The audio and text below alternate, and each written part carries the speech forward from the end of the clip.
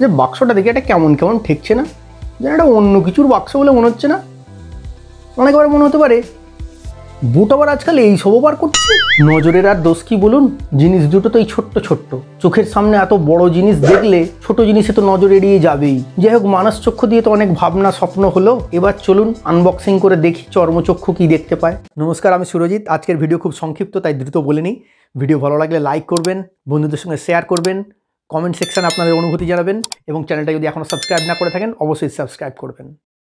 প্রথমেই আমরা প্লাস্টিক র্যাপটাকে কেটে নেব।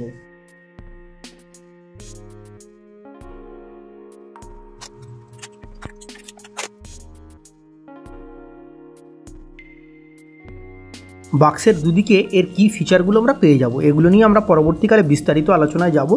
এখন আমরা দেখে নেব বাক্সের ভিতরে আর কি রয়েছে। এই হচ্ছে চার্জিং কেস বা ক্যারি কেস। এর ভিতরে পেয়ে যাচ্ছি আমরা দুটো TWS। বাক্সের মধ্যে আমরা পাচ্ছি বোট হেডের একটা স্টিকার, ম্যানুয়াল, ওয়ারেন্টি কার্ড। এগুলোকে আমরা সরিয়ে রাখছি। এর মধ্যে আরও একটা ছোট বক্স এসেছে। হ্যাঁ, এর মধ্যে রয়েছে এর চার্জিং কেবল। এটা type C charging cable, type C পোর্টের সঙ্গে এসেছে, অর্থাৎ এর ক্যারি কেস বা চার্জিং কেসটা অনেকটাই দ্রুত চার্জ হয়ে যাবে বলে আশা করা যায়। এই হচ্ছে আমাদের বক্সের ভিতরকার কন্টেন্ট।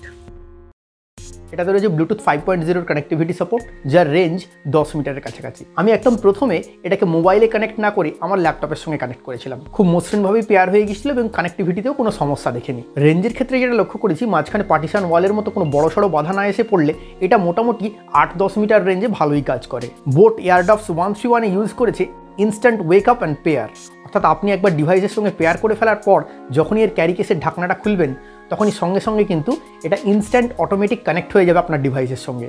মোবাইলের সঙ্গে তো এটা খুব সুন্দরভাবেই কাজ করছে, এমনকি আমার ল্যাপটপের সঙ্গেও এটা কানেক্ট করে দেখেছি, ল্যাপটপের সঙ্গেও কিন্তু EWP কাজ করছে। বোট এয়ারডপস 131-এ 650 মিলিঅ্যাম্পিয়ারের ব্যাটারি রয়েছে। এটা টাইপ সি পোর্ট এবং ইনবক্স টাইপ সি কেবলের সঙ্গে আসছে। এর 650 মিলিঅ্যাম্পিয়ারের ব্যাটারিকে ফুলি চার্জ করতে 2 ঘন্টার কাছাকাছি সময় লাগে, আর একবার TWS-গুলোকে চার্জ করে নিলে মোটামুটি 2 থেকে 2.5 ঘন্টার প্লেব্যাক টাইম দেয়। আর ক্যারি কেসটা একবার ফুল চার্জ করা থাকলে TWS-গুলোকে প্রায় 4 বার চার্জ করা যায়। সেদিক থেকে দেখতে গেলে চার্জিং কেসগুলোকে ফুলি চার্জ করানোর পর আমরা এ থেকে 10 ঘন্টার বেশি প্লেব্যাক টাইম পেতে পারি এবং ফুলি চার্জড অবস্থায় আমরা এটা থেকে 90 ঘন্টার বেশি স্ট্যান্ড বাই টাইম আশা করতে পারি। এটাতে বোট ইউজ করছে 13mm এর ইমার্সিভ সাউন্ড ড্রাইভার। সেই সঙ্গে এতে রয়েছে ভয়েস অ্যাসিস্ট্যান্সের সুবিধা। আপনি এর মাল্টিপারপাস বাটনকে লং প্রেস করলে এটা ইনস্ট্যান্ট ভয়েস অ্যাসিস্ট্যান্সের সুবিধাকে অন করে দেয়, যেটা কিছু কিছু অকওয়ার্ড সিচুয়েশনে কিন্তু আমাদের কাছে হেল্পফুল হতে পারে। এতক্ষণ যে সমস্ত কথা বললাম সেগুলো সবই খাতায় কলমে পরিসংখ্যানের ব্যাপার। এখন আমি শেয়ার করবো TWS বলুন বা ইয়ারবাডস বলুন, এটা ব্যবহার করে আমার অনুভূতিটা কি। ইউটিউবাররাও কিন্তু যথেষ্ট ইউটিউব দেখেন। বোট এয়ারডপস 131 কেনার আগে কিন্তু আমি যথেষ্ট ইউটিউবে রিসার্চ করেছি। আমি দেখেছি এর রিভিউটা কিন্তু মিডিওকার লেভেলের, তবুও আমি এটা বেছে নিয়েছি এর দামের কারণে। অনলাইন সেল চলার সময় এটা আমি 899 রুপিসে কিনেছি। দেখতে গেলে এটাকে যথেষ্ট সস্তাই বলা যায়, কারণ এটার ভালো ব্র্যান্ডেড ইয়ার প্লাগেরই দাম এখন 500-600 টাকার কাছাকাছি।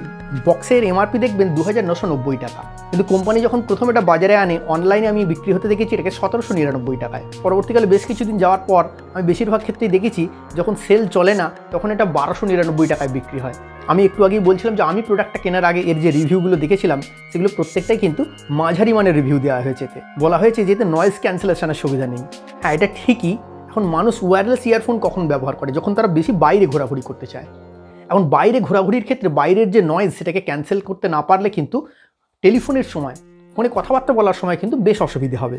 সেটা কিন্তু এর ক্ষেত্রে একটা খামতি।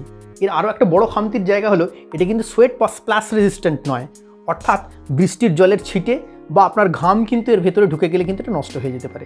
আর একটা খামতির জায়গা যেটা আমি আগে রিভিউয়ে শুনেছি বা দেখেছি, কিন্তু আমি যেটার সঙ্গে একমত নয়, সেটা হচ্ছে সাউন্ড। অনেকেই কিন্তু এর সাউন্ডকে মাঝারি মানের বলেছেন। আমি বলবো কথাটার সঙ্গে কিন্তু আমি পুরোপুরি একমত নয়। এই জায়গাতেই কিন্তু TWS-গুলো কেনার পর আমি বলবো আমি স্যাটিসফাইড।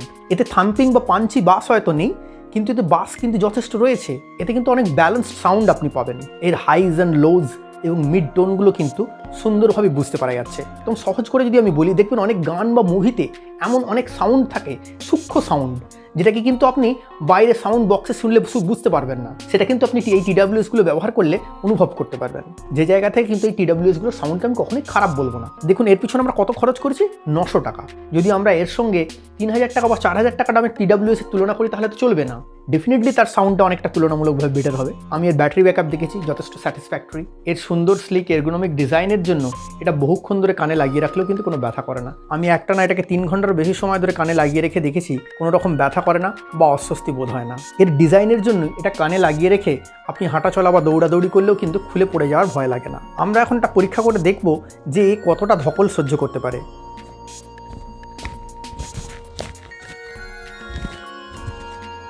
অর্থাৎ এটাকে পরে আপনি নিশ্চিন্তে জিমে যেতে পারেন বা সকালে দৌড়ঝাঁপ করতে পারেন। তবে আমার চোখে যে ছোটোখাটো খামতিগুলো ধরা পড়েছে সেটা হচ্ছে এতে বড্ড চিপ কোয়ালিটির মেটেরিয়াল ব্যবহার করা হয়েছে। প্রথমত ক্যারি কেস এবং TWSগুলো গ্লসি প্লাস্টিক মেটেরিয়ালের তৈরি, সেগুলোতে সহজেই স্ক্র্যাচ বা ফিঙ্গারপ্রিন্টের ছাপ বসে যায়।